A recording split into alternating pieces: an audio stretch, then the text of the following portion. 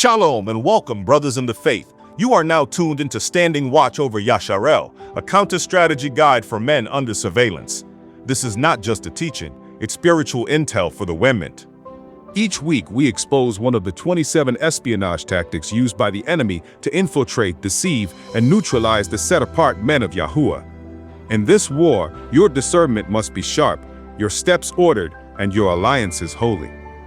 We're not here to react. We're here to respond with wisdom, truth, and spirit-led strategy.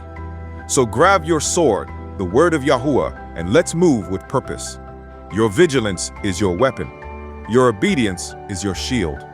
Let's stand watch together. SunTzu Strategy 16. They spies cannot be properly managed without benevolence and straightforwardness. Interpretation through a modern lens, citizen spies context.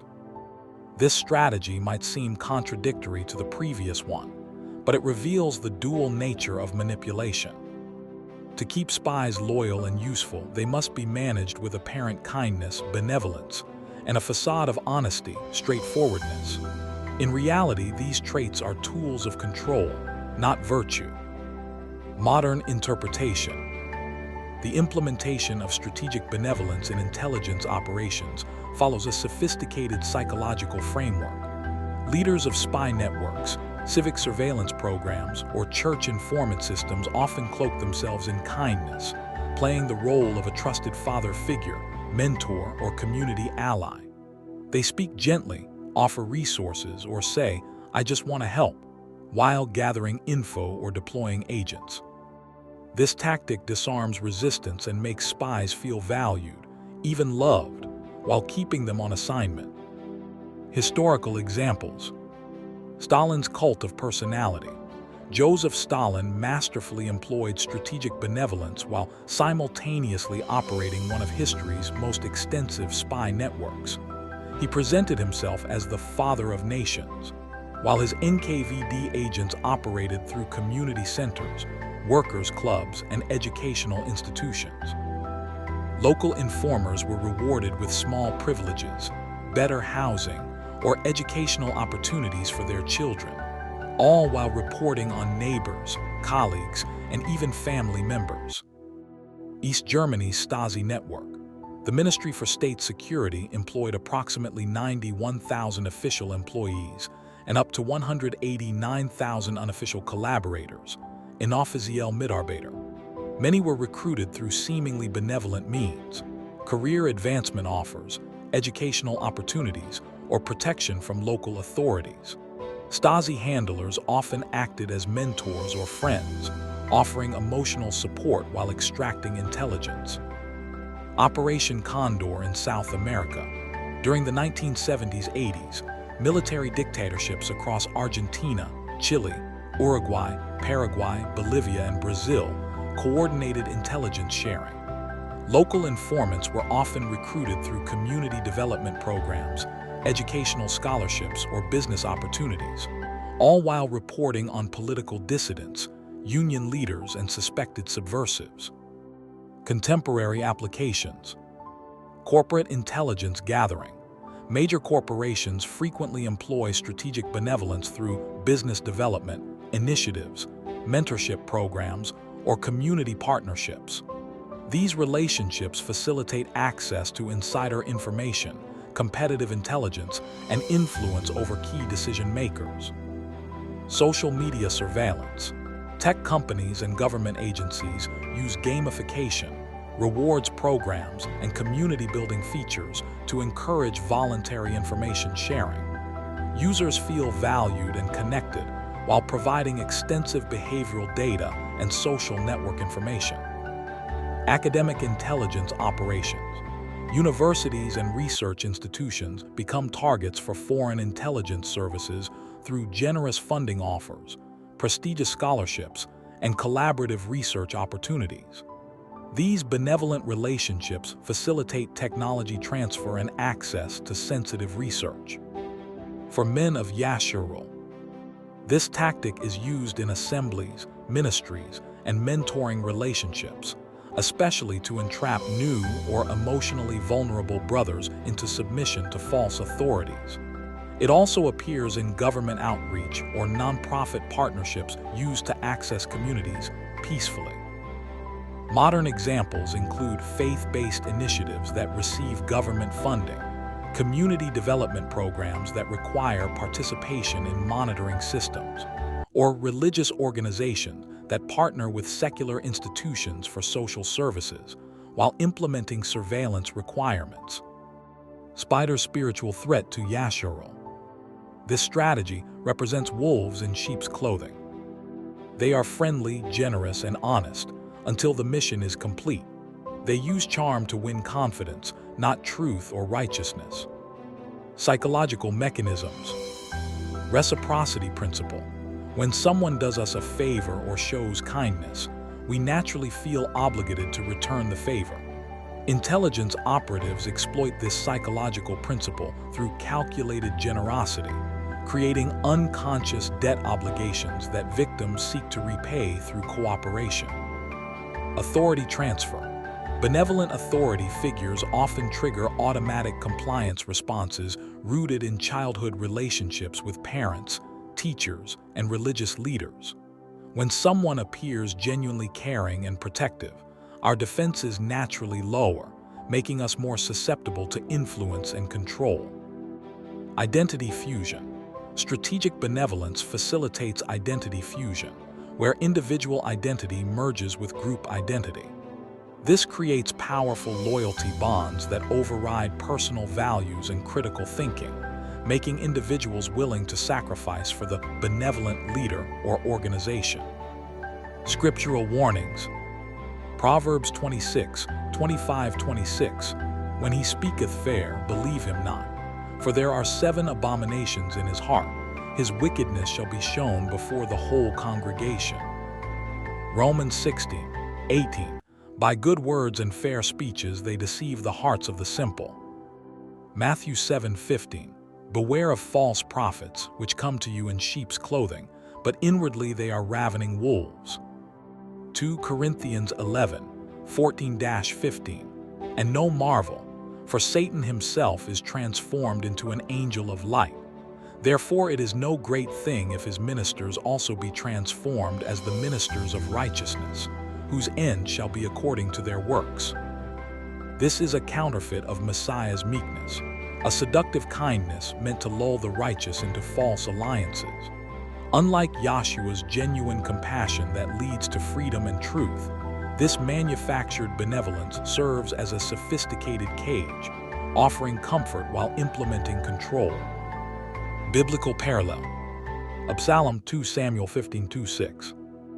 Absalom's insurrection provides the quintessential biblical example of weaponized benevolence.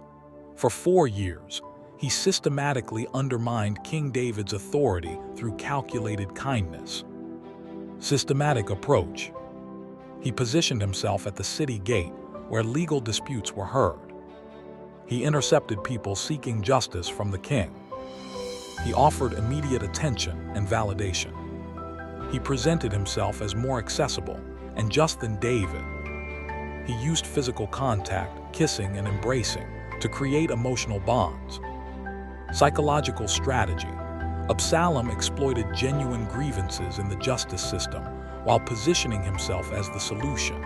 His benevolence wasn't random. It targeted specific pain points in the community, making his intervention seem necessary and righteous. This created a dependency cycle. Problem right arrow Absalom's intervention right arrow relief right arrow loyalty. Long-term impact. His strategy was so effective that Absalom stole the hearts of the men of Israel. 2 Samuel 15:6. The stolen hearts weren't won through truth or divine appointment, but through strategic benevolence that appeared more compassionate than legitimate authority. The Pharisees with Yahshua, Luke 20:20-21. The religious leadership employed sophisticated flattery to trap Yahshua. Calculated praise. Master, we know that thou sayest and teachest rightly. Neither acceptest thou the person of any, but teachest the way of Elohim truly. Strategic intent. Their praise wasn't genuine admiration. It was a setup designed to lower defenses and create vulnerability. By acknowledging his righteousness, they hoped to make him feel obligated to answer their controversial questions about Roman taxation. Tactical application. This represents a classic intelligence-gathering technique.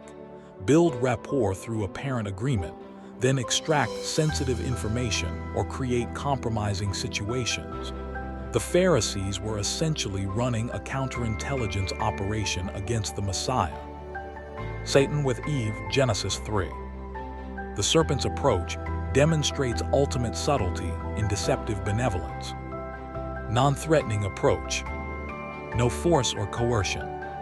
Appeared as a creature of wisdom and beauty. Used questions rather than commands. Presented himself as helpful and insightful. Progressive engagement. Questioned Elohim's command. Yea, hath Elohim said. Directly contradicted the consequences. Ye shall not surely die. Presented benefits of disobedience. Your eyes shall be opened. Equated forbidden knowledge with divinity. Ye shall be as Elohim. Psychological manipulation. The serpent presented himself as concerned for Eve's welfare and advancement, offering wisdom that Elohim supposedly withheld. This benevolent framing made rebellion seem like enlightenment rather than disobedience. Additional biblical examples. Delilah with Samson, Judges 16.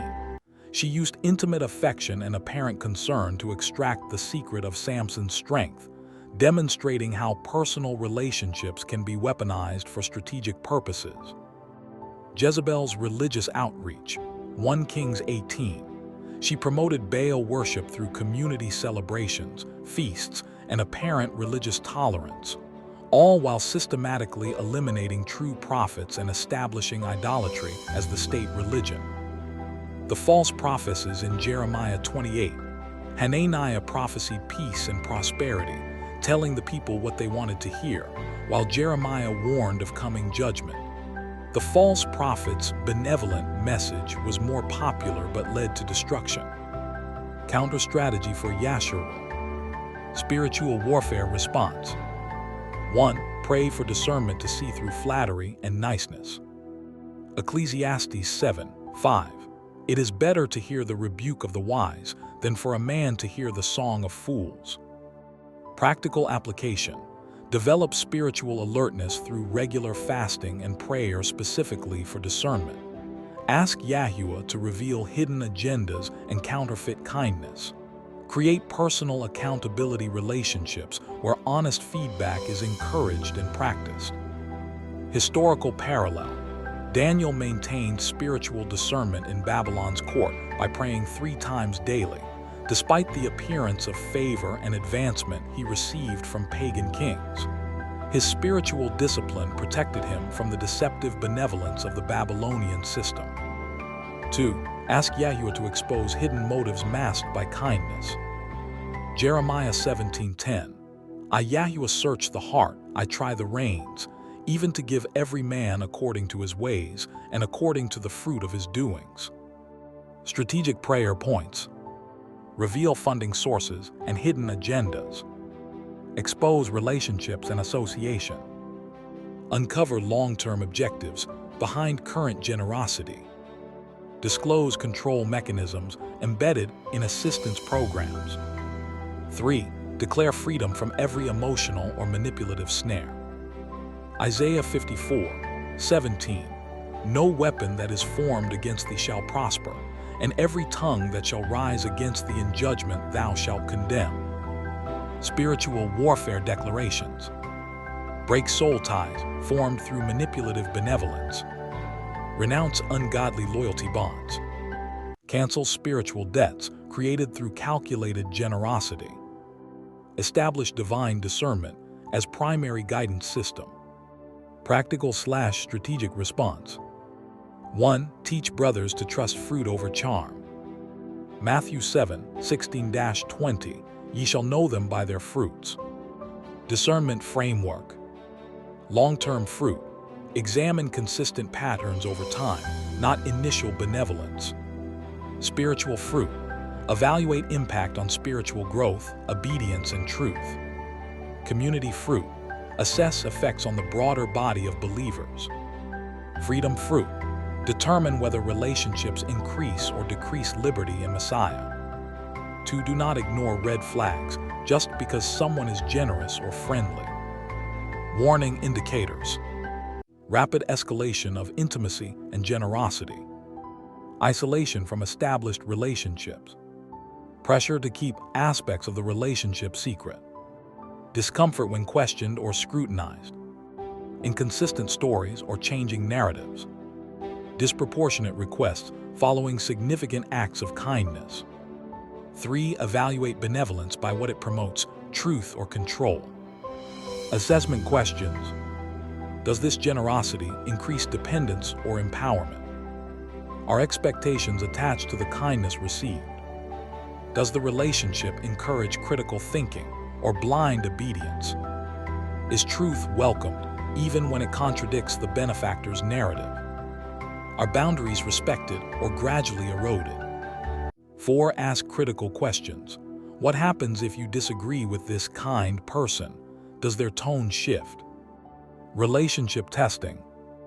Boundary testing. Express respectful disagreement on minor issues.